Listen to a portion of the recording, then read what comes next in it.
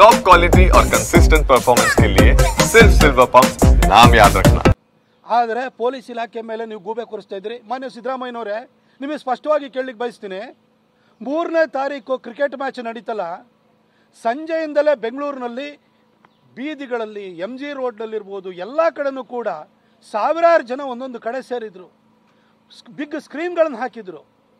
ಬೆಳಗಿನ ಜಾವದವರೆಗೂ 4 ಗಂಟೆವರೆಗೂ ಬೆಂಗಳೂರಿನ ಪೊಲೀಸ್ ಕಮಿಷನರ್ ದಯಾನಂದ್ ಅವರು ಇರ್ಬೋದು, ಇಲ್ಲಿನ DCPಗಳಿರ್ಬೋದು, ಇಲ್ಲಿನ ಪೊಲೀಸ್ ಅಧಿಕಾರಿಗಳಿರ್ಬೋದು, ಇಲ್ಲ ಕಾನ್ಸ್ಟೇಬಲ್ ಇರ್ಬೋದು, ಬೀದಿ ನಿಂತ್ಕೊಂಡು ಒಂದು ಅವಘಡ ಆಗೋದಕ್ಕೆ ಅವಕಾಶ ಮಾಡಿಕೊಟ್ಟಿದ್ದಾರೆ. ಬೆಳಗ್ಗೆ 4 ಗಂಟೆವರೆಗೂ ನಿಂತಿದ್ದಾರೆ. ಅಮಲ್ನಲ್ಲಿದ್ದಂತಹ ಅಭಿಮಾನಿಗಳನ್ನು ಕೂಡ ಕಂಟ್ರೋಲ್ ಮಾಡಿದ್ದಾರೆ. ಪೊಲೀಸರು ಇಡೀ ಬೆಂಗಳೂರಿನಲ್ಲಿ ಸುವ್ಯವಸ್ಥೆಯನ್ನು ಕಾಪಾಡಿದಂಥವರಿಗೆ ನಾವು ಅವ್ರಿಗೊಂದು ಮೆಚ್ಚುಗೆ ಸೂಚಿಸಬೇಕು. ಯಾಕಂದರೆ RCB ಕಳೆದ 5 ವರ್ಷಗಳಿಂದ ಮೋಸ್ಟ್ ವ್ಯಾಲ್ಯೂಡ್ ಟೀಮು. ಅಂದರೆ ಅಭಿಮಾನಿಗಳ ಹುಚ್ಚು ಪ್ರೇಮ ಅಭಿಮಾನ ಅಷ್ಟಿದೆ. ಅದನ್ನು ಇಷ್ಟು ವರ್ಷಗಳಿಂದಲೂ ಕೂಡ ಒಂದು ಸಣ್ಣ ಅವಘಡ ಆಗಲಿಕ್ಕೆ ಅವಕಾಶ ಕೊಡದಲ್ಲೇ ಬೆಂಗಳೂರಿನ ಪೊಲೀಸರು ಕಾಪಾಡಿದ್ದಾರೆ. ಆ ಪೊಲೀಸರು ಬೆಳಗ್ಗೆ 4 ಗಂಟೆವರೆಗೂ ಕೆಲಸವನ್ನು ಮಾಡಿದ್ದಾರೆ.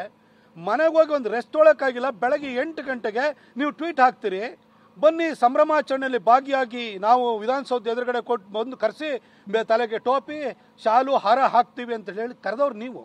ಅದಕ್ಕಿಂತ ಮೊದಲು ನೀವು ಪೊಲೀಸ್ ಕಮಿಷನರ್ನ, DG ಅವ್ರನ್ನ, ಚೀಫ್ ಸೆಕ್ರೆಟರಿ ಯಾರಿಗಾರು ಮೀಟಿಂಗ್ ಮಾಡಿರಾ?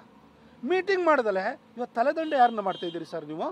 ಆಯಿತು, ನೀವೇ ನೆನ್ನೆ ನಿಮ್ಮ ಸಂಪುಟ ಸಭೆ ಆದ ನಂತರ ಹೇಳ್ತೀರಿ, ಪತ್ರಕರ್ತರ ಪ್ರಶ್ನೆಗೆ ಉತ್ತರ ಹೇಳ್ತಿರ್ತೀರಿ, ಇಂಟೆಲಿಜೆನ್ಸ್ ಫೇಲ್ಯೂರು ಅಂತ ಹೇಳ್ತೀರಿ.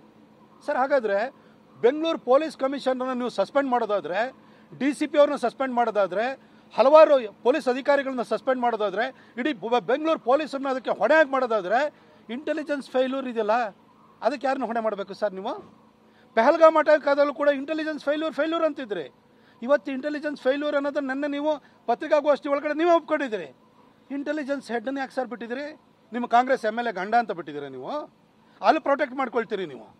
ಏನು ಸರ್ ಸಿದ್ದರಾಮಯ್ಯನವರೇ, 11 ಜನ ತೀರ್ಕೊಂಡ್ರು ಕೂಡ ಆ ತೀರ್ಕೊಂಡಿದ್ದಿನ ಸಂಜೆನೆ ನೀವು ಮಾಧ್ಯಮಗಳು ಉದ್ದೇಶಿಸಿ ಇಂಥ ಘಟನೆಗಳು ಎಲ್ಲ ಕಡೆ ನಡೀತವೆ, ಇದೇನು ಹೊಸ್ತಲ್ಲ, ಕುಂಭಮೇಳದಲ್ಲಿ ನಡೆದಿತ್ತು, ಈ ಥರ ನಿರ್ಭಾವಕವಾಗಿ ಮಾತಾಡ್ತಿದ್ರಿ ನೀವು.